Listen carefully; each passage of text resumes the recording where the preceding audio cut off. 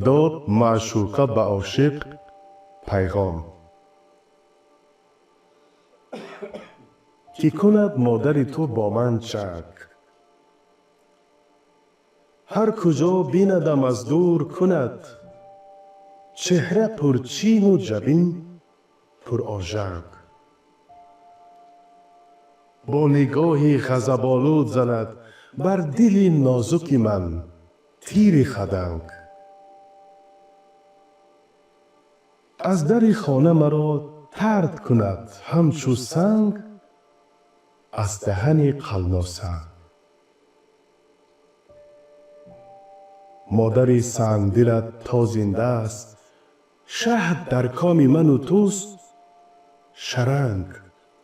نشوم یک دل و یک رنگ تو را تا نسازی دل او از خون رنگ. گر تو خواهی به وصالم برسی، باید این ساعت بی خوف و درنگ روی و سینه تنگش بدری.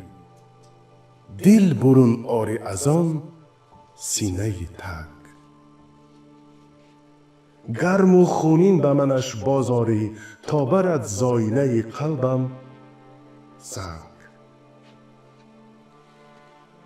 عاشقی بیخردی ناهنجار، نه بلان فاسقی بی اسمت و ننگ. حرمتی مادری از یاد ببرد، مست از باده و دیوانه زبنگ. رفت و مادر را افکند به خاک، سینه بدرید و دل آورد به چنگ.